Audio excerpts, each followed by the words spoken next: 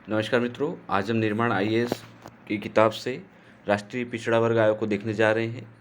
पृष्ठभूमि: संविधान के अनुच्छेद 340 में यह उपबंध है कि राष्ट्रपति भारत के राज्य क्षेत्र के भीतर सामाजिक एवं शैक्षणिक दृष्टि से पिछड़े वर्गों की समस्याओं की जांच पड़ताल और कठिनाइयों को दूर करने के लिए पिछड़ा वर्ग आयोग का गठन कर सकता है। राष्ट्रपति ने 1953 में सर्वप्रथम गांधीवादी विचारक काका कालेलकर की अध्यक्षता में पिछड़ा वर्ग आयोग का गठन भी किया।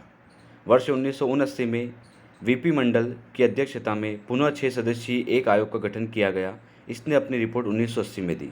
मंडल आयोग ने जाति आधारित आरक्षण की सिफारिश करते हुए पिछड़ेपन के 3 आधार बताए: सामाजिक, आर्थिक और शैक्षणिक। मंडल आयोग ने अति पिछड़े वर्ग को सरकारी सेवा में 27% आरक्षण की सिफारिश की, जिसे 1990 में राष्ट्रीय मोर्चा की सरकार ने लागू किया।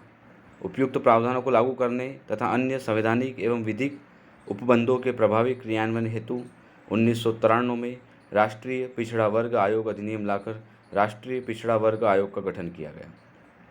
वर्ष 2018 में 102वें संविधान संशोधन अधिनियम द्वारा संविधान में एक नया अनुच्छेद 338 ख जोड़कर आयोग को संवैधानिक दर्जा प्रदान किया गया।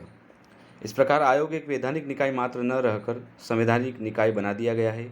ऐसा सामाजिक और शैक्षणिक रूप से पिछड़े वर्गों के हितों की सुरक्षा सुनिश्चित करने के लिए किया गया।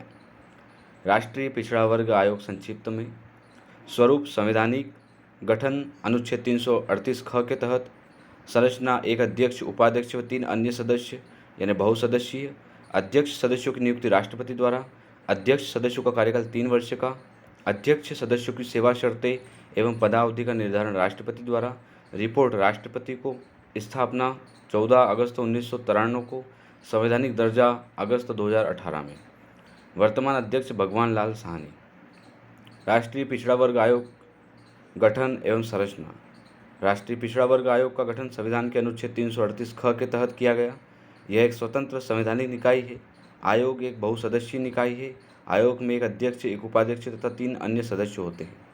अनुच्छेद 338 ख के अनुसार आयोग के अध्यक्ष एवं सदस्यों की नियुक्ति राष्ट्रपति द्वारा की जाती है। आयोग के अध्यक्ष, उपाध्यक्ष तथा सदस्यों की सेवा शर्तें और पदावधि वह होती है जो राष्ट्रपति नियम द्वारा निर्धारित करे। इनके वेतन भत्ते भारत सरकार के सचिव के समान होते हैं।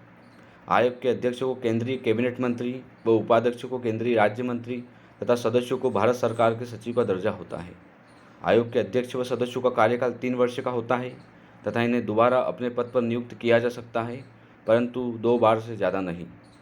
आयोग के कार्य एवं कर्तव्य: संविधान के अनुच्छेद 338 ख के तहत आयोग के निम्नलिखित कार्य या कर्तव्य हैं। सामाजिक शैक्षणिक रूप से पिछड़े वर्गों की संवैधानिक एवं वैधानिक सुरक्षा से संबंधित सभी मामलों के अनुसंधान एवं अनुश्रवण तथा उनके कार्य संचालन का मूल्यांकन करना। सामाजिक शैक्षणिक रूप से पिछड़े वर्गों के अधिकारों की वंचना तथा सुरक्षा से संबंधित शिकायतों की जांच और अनुसंधान करना।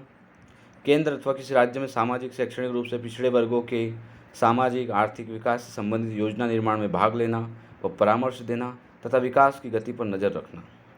सामाजिक, आर्थिक एवं शैक्षणिक रूप से पिछड़े वर्गों के लिए किए गए सुरक्षा उपायों के संदर्भ में एक रिपोर्ट भारत के राष्ट्रपति को प्रत्येक वर्ष अथवा जब भी वह उचित समझे सौंपना। सामाजिक शैक्षणिक रूप से पिछड़े वर्गों की सुरक्षा, कल्याण तथा सामाजिक आर्थिक विकास के उपायों को प्रभावी रूप से लागू करने के विषय में केंद्र अथवा राज्य को अनुशंसाएं देना।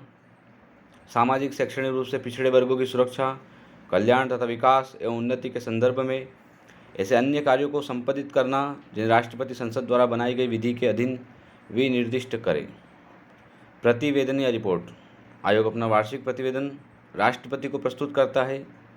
यदि आवश्यक समझा जाता है तो समय से पहले भी आयोग अपना प्रतिवेदन दे सकता है। राष्ट्रपति ऐसी सभी रिपोर्टों को संसद के प्रत्येक सदन के समक्ष रखवाएगा और उनके साथ संघ से संबंधित सिफारिशों पर की गई या किए जाने के लिए प्रस्तावित कार्रवाई तथा यदि कोई ऐसी सिफारिश अस्वीकृत की गई है तो अस्वीकृति के कारणों को स्पष्ट करने वाला ज्ञापन भी होगा। जहाँ कोई ऐसी रिपोर्ट या उसका कोई भाग किसी ऐसे विषय से संबंधित है जिसका किसी राज्य सरकार से संबंध है तो राष्ट्रपति आयोग की रिपोर्ट को संबंधित राज्य के राज्यपाल को भेजते हैं। राज्यपाल इसे राज्य विधानमंडल के सम्मुख पेश करते हैं। साथ में किसी सिफारिश को नहीं माने जाने का ज्ञापन भी प्रस्तुत किया जाता है। आयोग की शक्तियाँ। संविधान के अनुसार आयोग की अधिकारिता सिविल न्यायालय के समान है। संविधान के अनुच्छेद 338 ख के तहत आयोग को अपनी कार्यविधि को विनियमित करने की शक्ति प्राप्त है। जब आयोग किसी कार्य की जांच पड़ताल कर रहा है या किसी शिकायत की जांच कर रहा है तो इससे संविधान के अनुच्छेद 338 ख के तहत सिविल न्यायालय की शक्तियाँ प्राप्त होगी, जहां निम्नलिखित मामलों में याचिका दायर की जा सकती है। भारत के किसी भी भाग से किसी व्यक्ति को समन जारी करना और हाजिर कराना तथा शपथ पर उसकी परीक्षा करना, किसी दस्तावेज को प्रकट और पेश करने की अपेक्षा करना, शपथ पत्रों पर साक्ष्य ग्रहण करना, किसी न्यायालय या कार्यालय से किसी लोक अभिलेख या उसकी प्रति को मंगवाना, साक्ष्यों और दस्तावेजों की परीक्षा के लिए समन जारी करना, कोई अन्य विषय जो राष्ट्रपति नियम द्वारा अवधारित करें।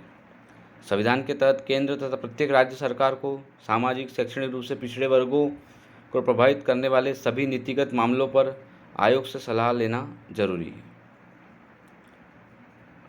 संवैधानिक उपबंध अनुच्छेद 338 ख राष्ट्रीय पिछड़ा वर्ग आयोग। अनुच्छेद 338 ख 1 आयोग का गठन।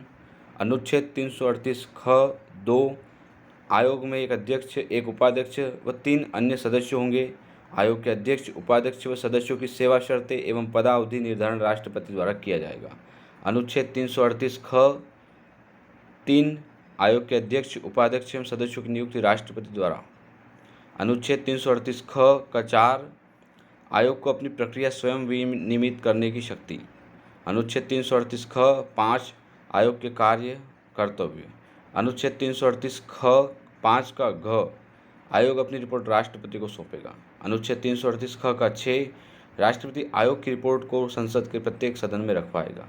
अनुच्छेद 338 ख का 7 राष्ट्रपति आयोग की रिपोर्ट को संबंधित राज्य के राज्यपाल को सौंपेगा।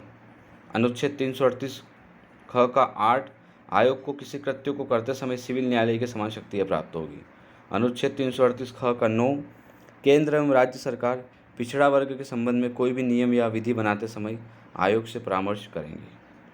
राष्ट्रीय पिछड़ा वर्ग आयोग के अध्यक्ष न्यायमूर्ति RN प्रसाद, न्यायमूर्ति श्याम सुंदर, न्यायमूर्ति BL यादव, न्यायमूर्ति राम सूरत सिंह, न्यायमूर्ति S रत्नावेल पांडियन, न्यायमूर्ति MN राव, न्यायमूर्ति V ईश्वरिया, डॉक्टर भगवान लाल साहनी 2016 से अब तक।